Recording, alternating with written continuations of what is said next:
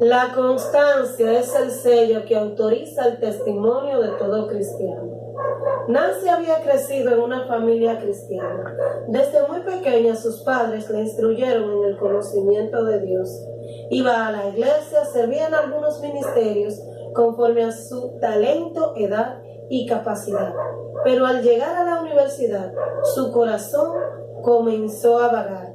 Ahora Nancy no encontraba la forma de conciliar aquello que seguía con el conocimiento que adquiría. Nancy se había unido en yugo desigual con la mundanalidad. Tenía dudas acerca de la veracidad de su credo.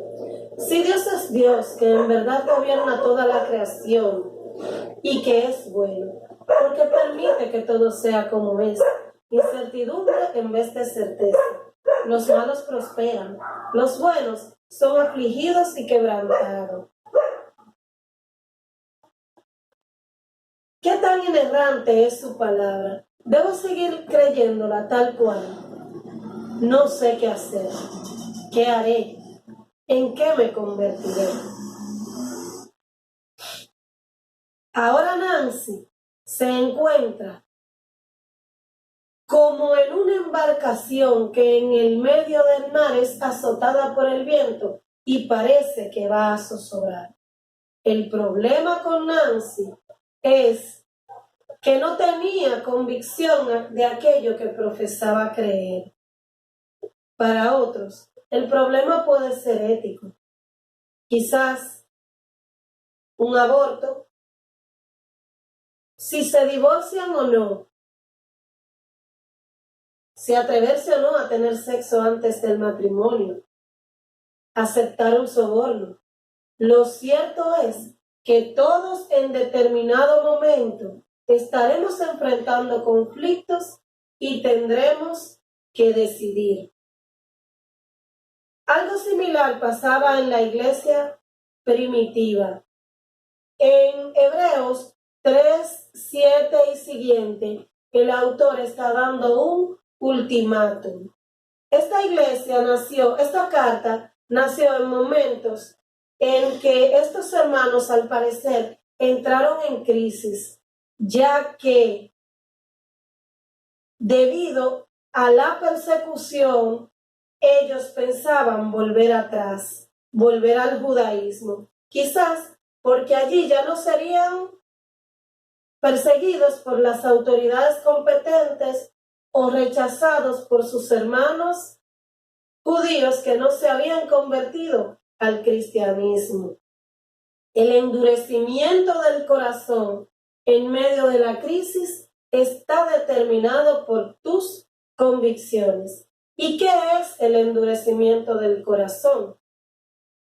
Hebreos 3:7, el autor comienza diciendo: por lo cual, como dice el Espíritu Santo, si oyereis hoy su voz, no endurezcáis vuestros corazones, como en la provocación. Si hiciéramos un análisis gramatical a la oración, lo primero que nos daríamos cuenta es que aquí el autor expresa que es el Espíritu Santo quien les está diciendo a estos hermanos: si oyereis hoy su voz, si es que ustedes hoy, ahora, en este momento, en el cual están escuchando la carta, en el cual Él les está hablando, oyen la voz del Espíritu Santo, no endurezcan sus corazones.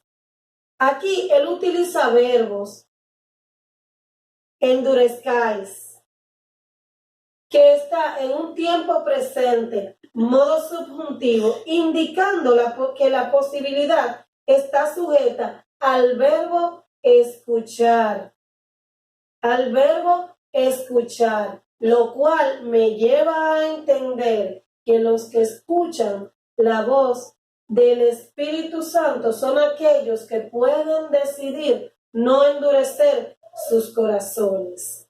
El doctor Wilton Nelson, en su diccionario ilustrado de la Biblia, hablando acerca del corazón, dice que este es un término que se usa figuradamente en las Escrituras para designar el centro, la esencia o la totalidad de las cosas o actividades, que en particular se refiere al centro de la personalidad del hombre.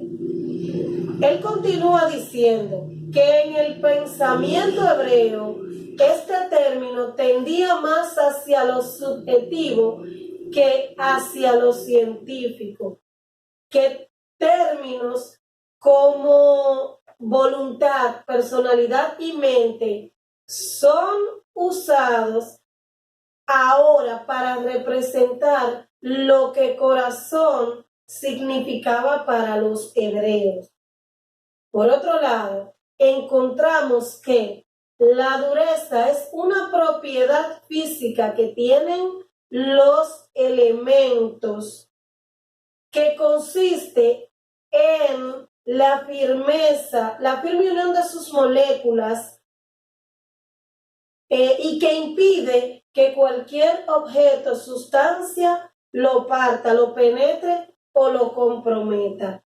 De esto se infiere que, de estos conceptos, inferimos que la dureza de corazón es la magnitud con que se mide la resistencia que posee la mente o corazón al mandato de Dios, impidiéndole, según su grado, a su poseedor hacer un mejor uso del mismo. Si escuchas la voz de Dios hoy, no endurezcáis vuestros corazones como en la provocación, en el día de la tentación, en el desierto, donde me tentaron vuestros padres y vieron mis obras 40 años. Aquí el autor trae a colación una historia que el salmista utilizó en Salmos 95, la cual alude a lo que pasó en Números 14, 1 y siguiente, donde los israelitas que salieron con Moisés, al recibir el reporte que trajeron los espías sintieron miedo, y es por ello que comenzaron a dudar en su corazón, por lo cual comenzaron a quejarse diciendo contra Jehová que mejor les hubiera sido haber muerto en el desierto. Esto así, porque ellos no creían que en él estarían seguros. Si leemos las Escrituras, observamos que tanto los antiguos testamentarios, así los nuevos, como nosotros, tenemos muchas cosas en común, como es el hecho de que en el momento en que tenemos situaciones, nos vemos tentados a caer en la misma debilidad, la queja, que no es más que el reclamo o protesta que manifestamos por la manera en que Dios actúa en nuestras vidas. Nosotros en nuestra ceguera no entendemos que muchas veces Dios permite que vivamos situaciones y no es para que nos alejemos de Él, sino que quizás Él quiera que rompamos con muchas cosas que nos atan al mundo, pero nosotros, contrario a eso, endurecemos nuestros corazones y sacamos toda la incredulidad que hay allí dentro. Nos olvidamos que Dios conoce de antemano todas las cosas y sabe por qué habrá de permitir que vivamos cada una de esas cosas. La incredulidad nos hace olvidar lo agradable y lo perfecta que es su voluntad y nos quejamos. Notamos también que esta conducta pecaminosa que el pueblo de Dios ha tenido en las distintas dispensaciones fruto de su pecaminosidad con que lidia cada día, tiene un común denominador, y es el hecho de que no escuchar a Dios en medio de la crisis.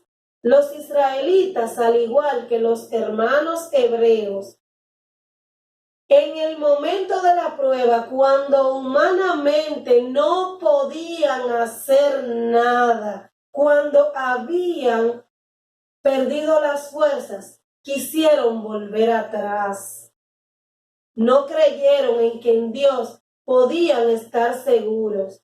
No supieron recordar cada una de las grandezas que Dios había hecho en momentos atrás. Y es por ello que el Señor se enojó. Dice Dios, no escucharon la voz del Señor. Y es esta la causa que hizo que Dios se enojara. Dice la palabra de Dios,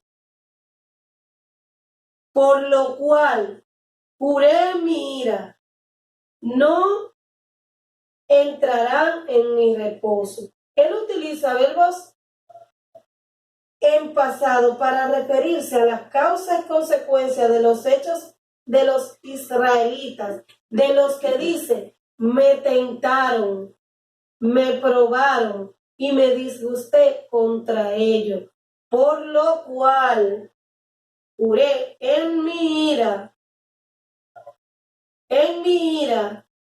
no entrarán en mi reposo. Notarás que los que salieron con Moisés tenían algo en común con los hermanos destinatarios de la carta, y es que carecían de la madurez espiritual,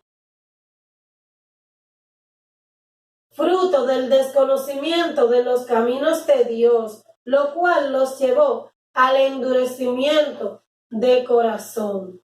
Observa que de uno Dios dice, estos andaban vagando en sus corazones, porque no conocieron mis caminos. Y de los otros, el autor dice que eran inexpertos en la palabra de justicia. La palabra vago que utiliza el autor para decir que ellos andaban vagando en sus corazones, según el diccionario de la Real Academia de la Lengua, dice que es algo carente de firmeza, que no tiene consistencia y que puede caerse. De este significado se infiere que la incredulidad es la manifestación del poco conocimiento que tiene una persona de Dios, la cual es una evidencia material de un corazón endurecido que entra en acción en el momento en que estamos más vulnerables. Al igual que ayer, muchas personas simplemente no creen en Dios como debería creer un hijo a su padre. Y es porque estos no leen su palabra, se conforman con la prédica del domingo o un simple devocional con textos aislados que le manda un amigo o hermano por un mensaje de texto. Cuando enfermamos o perdemos nuestros trabajos, nuestros hijos se alejan de los caminos de Dios, o tu esposo o esposa te pide el divorcio, es allí que entramos en crisis. Cuando nos encontramos en situaciones que nos llevan al borde, que nos hacen sentir como si estuviéramos en una colosal batalla en la cual somos hostigados por las tropas enemigas con grandes cantidades de misiles, situaciones por las cuales nosotros oramos para que Dios hasta nos libre de ellas. es allí donde nuestros corazones vagan, pero también es allí donde se hace preciso aferrarnos hasta la muerte, si fuera necesario, en aquello que hemos creído y llevarlo a la práctica, vivirlo. Esto asumiendo que eso que creemos es conforme a la palabra de Dios, a la verdad de Dios. Debemos conocer las Escrituras para que podamos discernir lo que el Espíritu dice a nuestros corazones no se endurezcan. Es ella la que nos dará plena confianza en Dios. Es ella la que nos hará saber que Él está obrando a nuestro favor, que lo que está permitiendo que vivamos no es para que nos alejemos de Él, y que eso Él lo redireccionará para que se convierta en bien. Él es capaz de darnos la enfermedad, pero también es capaz de darnos la medicina. Él es capaz de darnos mejores empleos, de hacer que nuestros hijos vuelvan a sus caminos.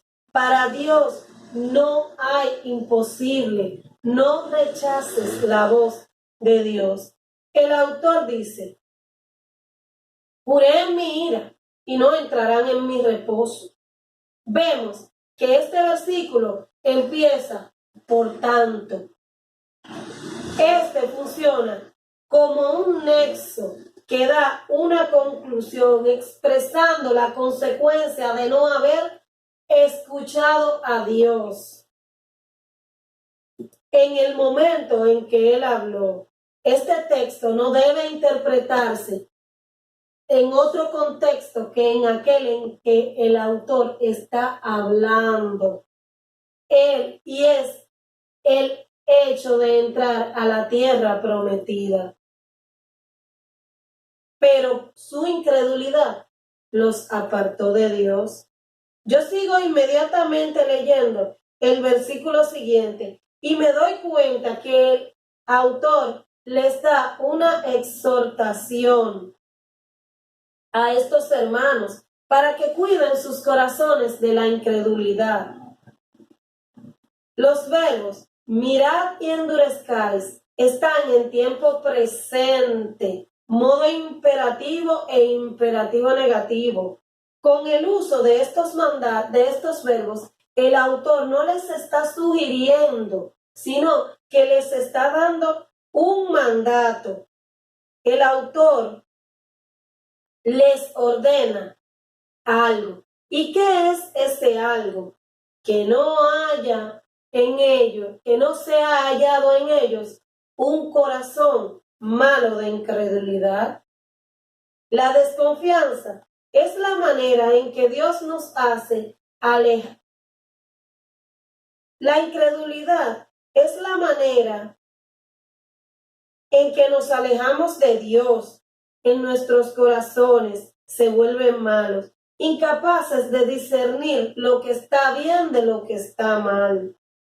No oramos, no leemos la Biblia y por ende no nos estamos llenando constantemente del Espíritu de Dios.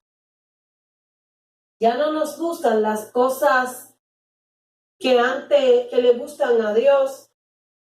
Ahora queremos las cosas que no le agradan a Él.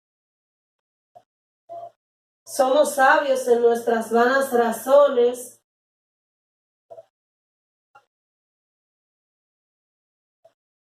Debemos creerle a Dios. Y sigue diciendo, la desconfianza. Cuídense de la desconfianza y les anima, antes exhortándoos unos a otros, entre tanto que se dice hoy, para que ninguno de vosotros se endurezca por el engaño del pecado. Nuevamente el autor hace hincapié en la palabra hoy. señalando el ahora de quien está hablando. Anímense unos a otros a actuar como cristianos. No se desalienten, no dejen de creer. El autor les manda a hacer lo mismo que él está haciendo. No los condena, los trata con amor, no los juzga, no está enfadado, sino que con toda la autoridad de Dios les dice lo que tienen que hacer. Esta situación que afecta a la iglesia del primer siglo nos afecta hoy.